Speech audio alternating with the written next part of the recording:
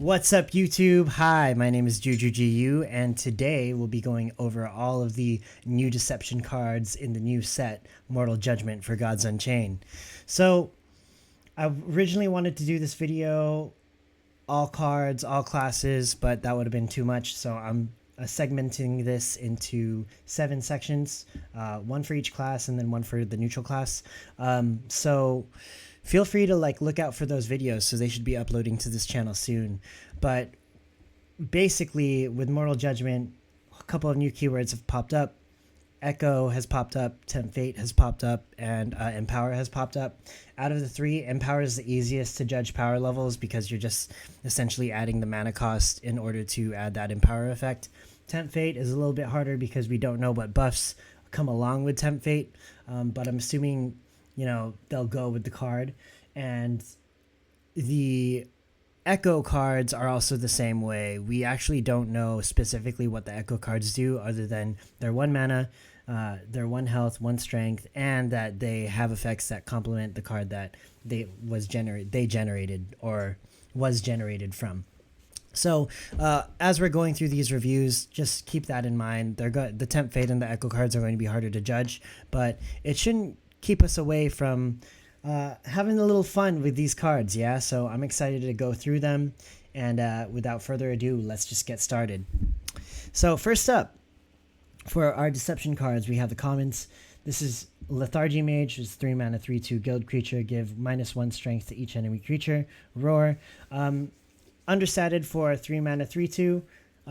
It's a guild creature, so there's some synergy there with all the guild cards. However, -1 strength doesn't really do too much for me. Give -1 strength to each enemy creature. That's good against a strong board of aggro creatures, or a wide board of aggro creatures. So this could possibly be a pretty good anti-aggro tool against cards or decks like Zoolite or anything like that. Other than that, I don't think it excites me as much. Next up, we have Odds and Ends Dealer. This is your 5 mana 4/4 guild creature. This is Roar. Give 3 strength to your other creatures from another domain. Neutral creatures have no strength or have no domain. This is an interesting card. 5 mana 4/4 means that it's understated, dies to Canopy Barrage and Starshard Bolt. It's a guild creature, so there's some synergy there.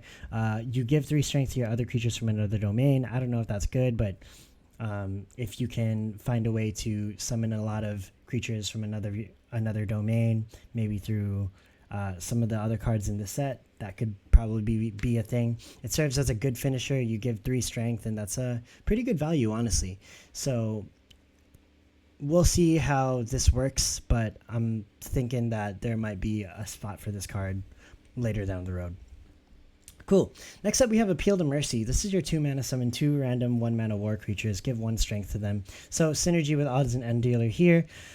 2 random 1 mana war creatures. So you're essentially getting to summon 2 war creatures that are typically good. I think 1 mana war creatures are kind of good. I think of Knock V Pillager and Boil Blood Outlaw, right? Or Knock V Raider, is it? It's the 1 mana 3/1 that when you're frenzied, that creature gets splits. Anyways, so there's some pretty strong war 1-drops in this class.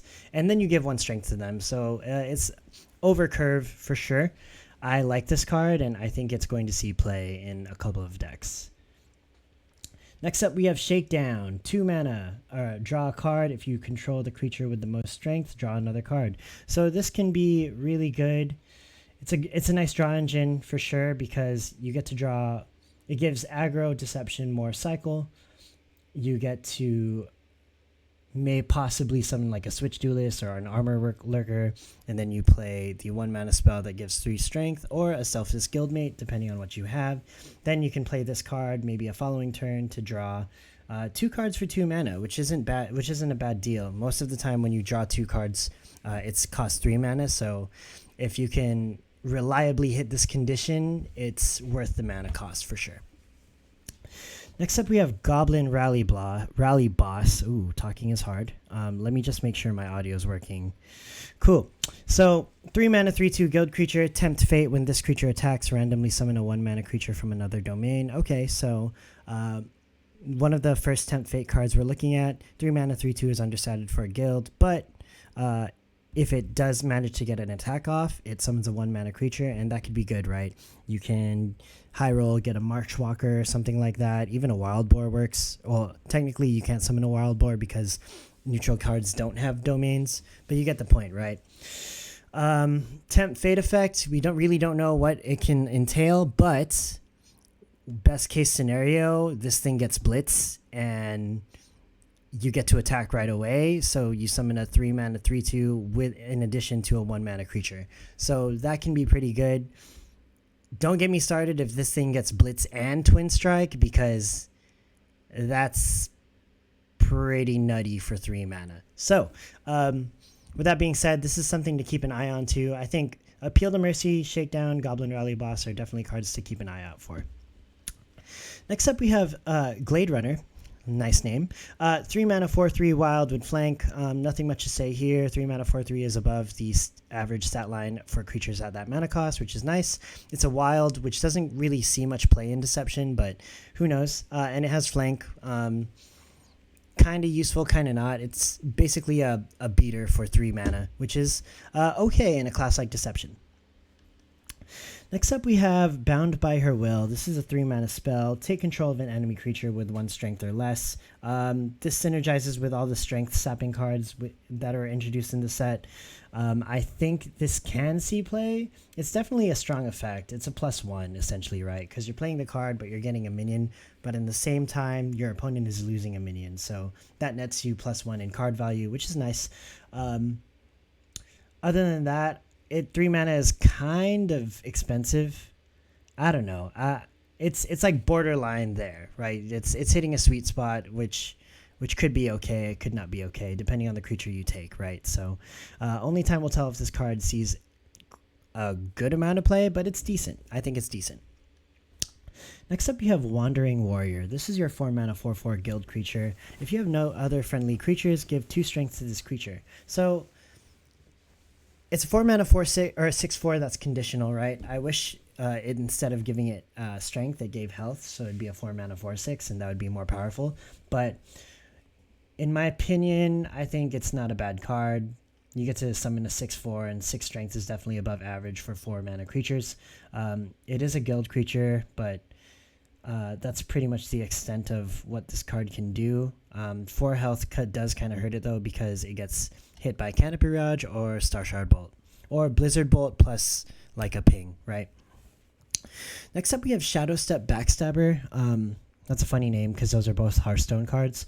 So it's a 1 mana 1/1 guild creature with Echo, Roar, steal 1 strength from the strongest enemy creature. Okay, so you steal 1 strength, and probably the Echo card that you generate also steals strength. So maybe that's a thing that can synergize with Bound by Her Will. It's a 1 mana guild creature too, so there's some synergy there with Aggro War. Maybe you can find some justifiable trades.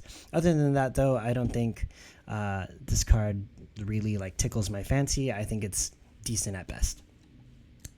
Next up we have Blade Borrower, as I check my audio one more time. We have a 2 mana 2/1 guild creature with Echo, give -2 strength to an enemy creature.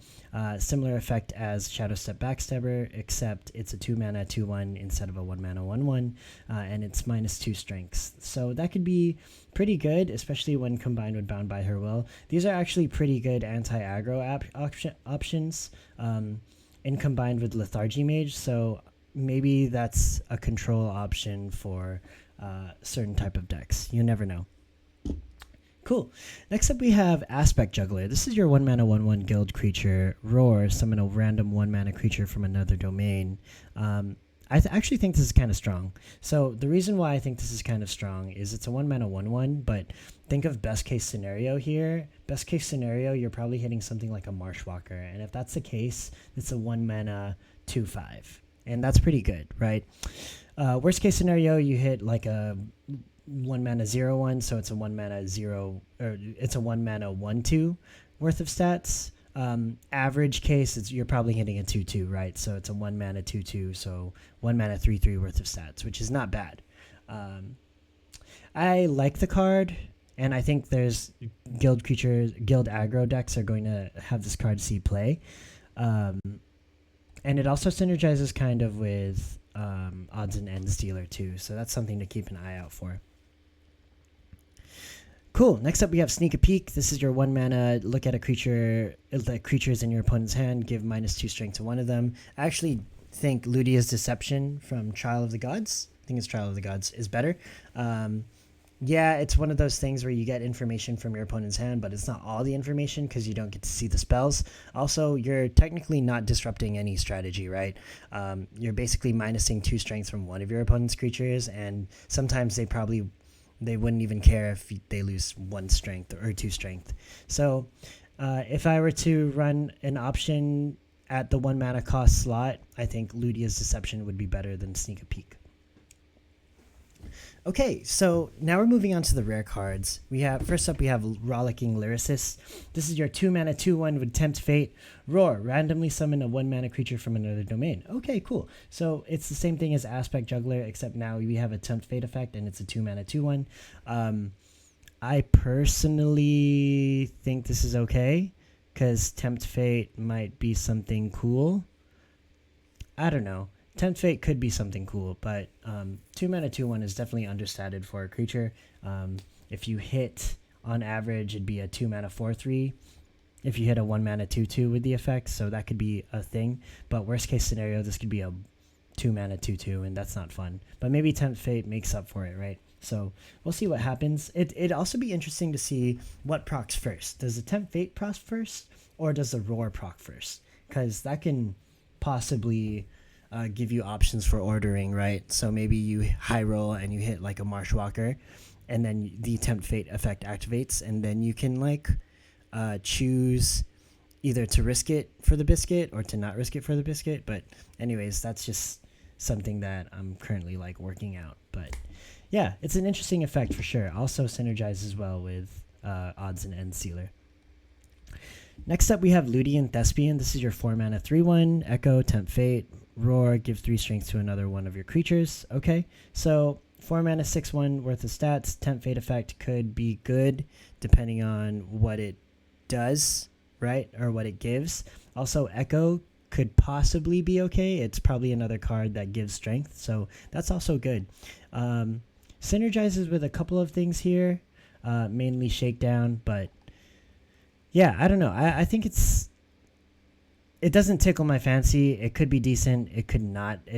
I'm leaning towards it not being decent, but I don't know. It depends on what you hit with Tempt Fate and what the Echo card entails, but it might be good. We'll see.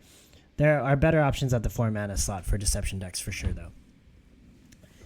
Okay, so next up we have Team Up. This is your 3 mana spell. Give Twin Strike, and at the end of this turn, gain Hidden to each friendly creature. That's pretty good. You have a board full of creatures, you play Team Up, they get Twin Strike, they get to attack face twice and possibly trade beneficially to your opponent's board. That's pretty good. And at the end of the turn, they gain Hidden. So your opponent can't interact with those minions unless he has like an AoE effect or a random targeting effect or something along those lines. So that's pretty good. And then next turn, if he doesn't deal with that board, your minions still have Twin Strike, so they can attack again. That seems pretty busted in my opinion.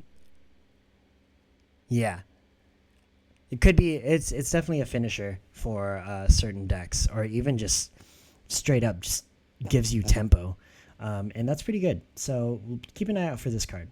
I'd say right now, the cards I'd keep an eye out for are Appeal to Mercy, Goblin Rally Boss, Aspect Juggler, yeah, maybe Rolling Lyricist, and Team Up. Next up, we have Lady of Whispers. This is your 4 mana 4/4 with Roar. Give 1/1 to this creature for each of your other creatures in other domains. Neutral creatures have no domain. That's interesting because it synergizes well with, hey, Appeal to Mercy, Odds and Ends Dealer. Well, maybe not Odds and Ends Dealer, but Appeal to Mercy, Aspect Juggler, Rollicking Lyricist.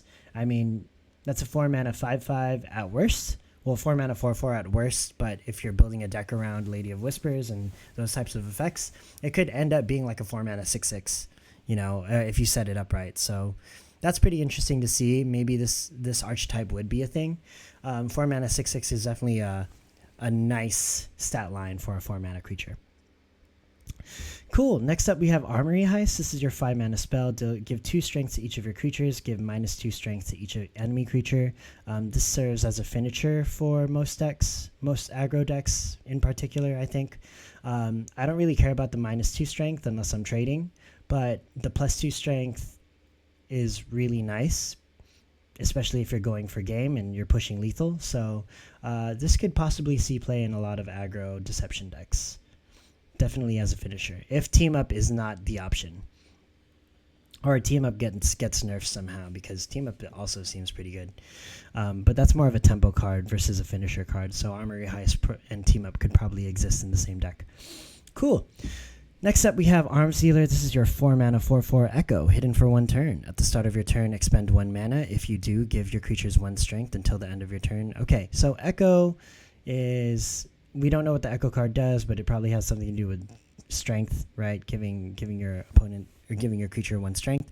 It also gets hidden for 1 turn, which is nice because it gives it a chance to proc its start of turn effect. I don't like how you have to expend 1 mana. I feel like it's a little too much of a cost, especially for a 4 mana 4/4, but I mean, we've seen cards like this work in the metagame, so I wouldn't be surprised if this worked as well. It doesn't really tickle my fancy, but it's a decent option. Next up, we have Contract Broker. Okay, this is your 1 mana 2/1 guild creature. Roar, summon a 1/1 Rogue Skulker. It attacks the weakest enemy creature. Okay, so this can be, best case scenario, it attacks into a creature with 0 strength and trades, at least does 1 damage, right? Or trades profitably. Worst case scenario, you play this card, your opponent has a minion on the field, the Rogue Skulker attacks, it doesn't do anything, it deals 1 damage, and then gives your opponent favor, and then you're left with a 1 mana 2/1. So I think this card might be a little too conditional for a 1 mana card. There are better options at the 1 mana slot now, especially with Aspect Juggler, so I don't know, like Shadow of Leithanon is also a 1 mana card. Switch Duelist is also a 1 mana card. So I'm not too sure if I can buy into this card, but I mean, there might be a place for it. For me personally, I probably wouldn't run this over the other cards we've covered so far. Next up, we have Protective Local. This is your 3 mana 2/2 with Echo. Give 1/1 to the weakest creature. Okay, so this card probably generates 1 mana 1/1 card that gives 1/1 to another creature. That could be nice, but we don't really know because they don't really share that information with us. However, 3 mana guild creature isn't too bad, especially when you can get the discount from that 1 guild card that reduces all the 2/3 mana guild creatures to 1. So this could possibly see play in dedicated swarm guild decks. I just think the guild class is very like saturated right now, and it's hard to discern. Well, it's not hard, but there are just so many guild creatures to choose from. So what makes us stand out other than the echo effect, you know? So this is something to keep an eye out for sure. Like, we just need to know what the echo effect does, and from there we can kind of like discern whether or not this card is strong. Cool. Next up, we have Corrupting Influence. This is your 2 mana spell. Randomly summon 2 1 mana creatures from another domain, then tempt fate, and apply the buff to both of those creatures. Okay, so I'm starting to think this 1/1 creature from another domain strategy might be good, because you're summoning 2 1 mana creatures for 2 mana, and then you're buffing them. And depending on whether or not you want to risk it, you can buff them even further, right, with the riskier Tempt Fate option. So that's kind of good. You're getting way more than 2 mana's worth. And then Appeal and Mercy is also a thing, so that provides like extra consistency to a deck that's trying to do something like this. So I would keep an eye out for that kind of archetype for sure, because it seems like they're pushing it hard. These 2 cards alone make it very appealing, right? So I would keep an eye out. And finally, for our rares, we have Beguiling Blade. This is a 2 mana 1/2 with Echo. Roar. This creature steals 1 strength from the strongest enemy creature. The Echo creature probably does the same thing. It doesn't really interest me, really. But, I mean, it could see play. 2 mana 1/2 is just too low of a stat line. I don't think I'd play this, to be honest. But, I don't know. To each his own. Cool. So next up, we have the Epic cards. Heroic Brawler is first up. It's a 5 mana 5/5. At the end of your turn, if this creature has the most strength, give it 1/1 to your weakest creature. Okay, cool. So best case scenario, you play this card on a lone board. It's the only creature on board, therefore it has the highest strength. Then it becomes a 5 mana 6/6, which is way above the curve. Even then, it's always going to be a 5 mana 6/6 if you control the creature, or if this creature has the most strength. So I like it. Personally, I think it's a strong mid-range option and could possibly compete with Guild Enforcer for that 5 mana slot for some Deception decks. Cool. Next up, we have Unlikely Pact. This is your 3 mana, add 3 one mana war creatures to your hand. Okay, so now they're giving this domain deck a refill option. Yeah, okay. That you can play 2-up. That's pretty good. I am definitely interested in seeing where this archetype goes for sure. It's a refill option for 3 mana. You basically draw 3 cards. You add 3 1-mana war creatures, but 1-mana war creatures aren't too bad, really. And you can high roll in some cases. So, yeah, that's definitely a very interesting concept. Okay, moving on to the next card. 20-Sided Mace. I like the name of this card. This is your 3-mana relic. 2/2, 2 strength, 2 durability. When you summon a creature from another domain, give it a 1/1.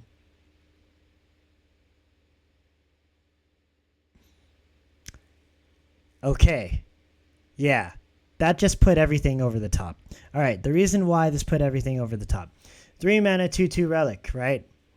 Cool. That's below average stat line, kind of average stat line, kind of. When you summon a creature from another domain, you give it 1/1. Okay. It does not lose durability at all when you activate this effect. So there's no limit to how much buff you can give to another creature from another domain. So, for example, I set up my mace, right?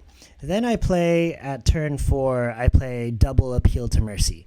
Or I play double, Corrupting Influence, right? Or heck, I even go Unlikely Pact, or I play Unlikely Pact maybe a turn before, and then at 4 mana I can summon 3 1-mana creatures, plus, I don't know, Aspect Juggler. You got so much value out of just those 2 plays. So I would keep an eye out for this archetype. Think it's going to be good.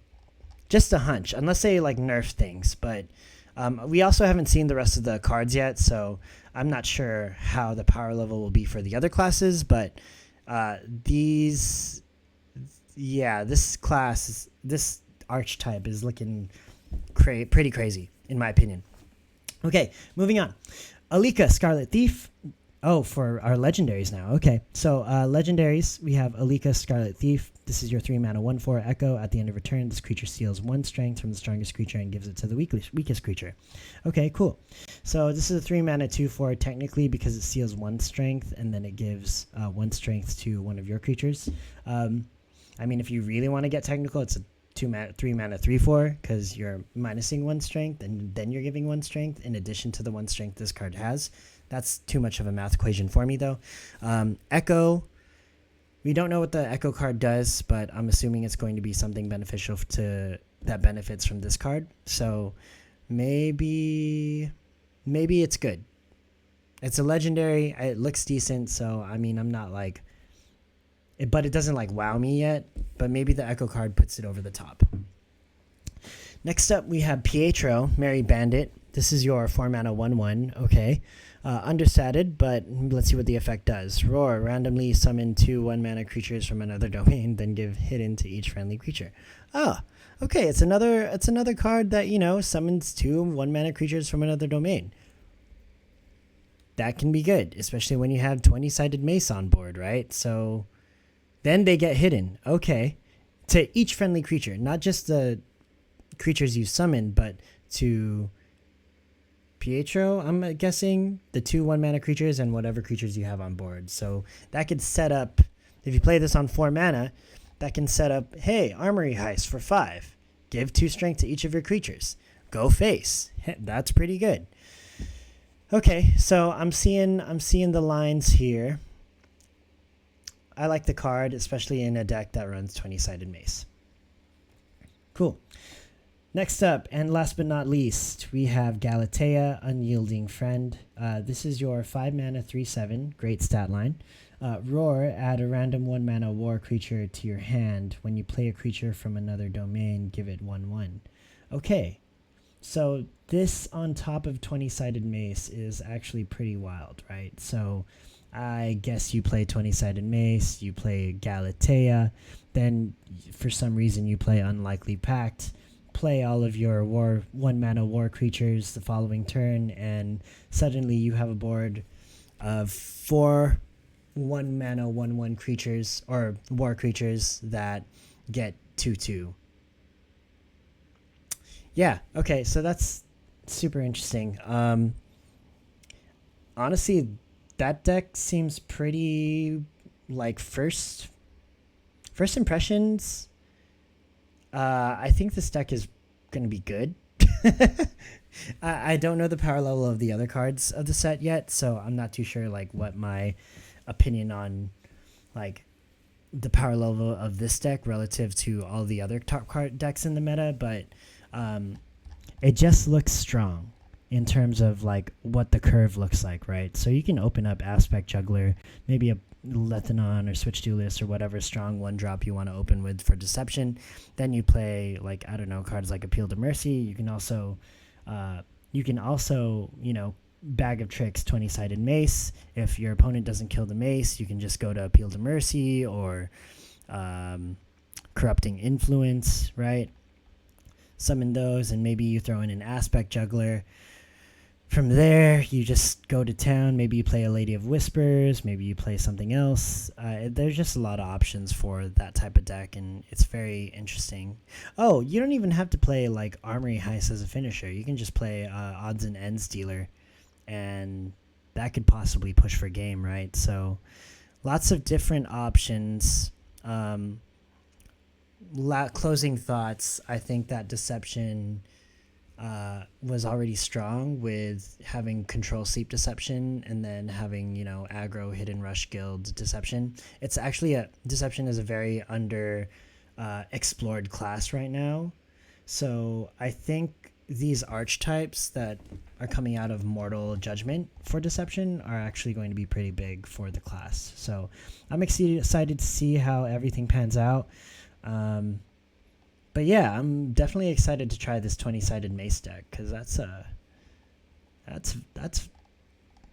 nice deal. So yeah, other than that, that's pretty much it on my end. If you guys enjoyed the video, please go ahead and like the video, subscribe to the channel. If you want to watch more analysis, feel free to check out the channel because I have a lot more videos regarding Mortal Judgment coming up soon. And yeah, if I missed anything or if there are any interactions that you have thought of while watching this video, feel free to share them in the comments section below. I think it'd be cool to share all these ideas with the community so that we can theory craft and all that stuff. That's one of the fun parts about running. I guess that's one of the fun parts about new set releases because you get to theory craft about a lot of things. So with that being said, y'all, thanks for tuning in. Stay tuned for the next couple of videos. We'll be going over Death as well as the other classes. So keep that in mind. Be on the lookout. With that being said, thank y'all for tuning in and see y'all next time. Peace.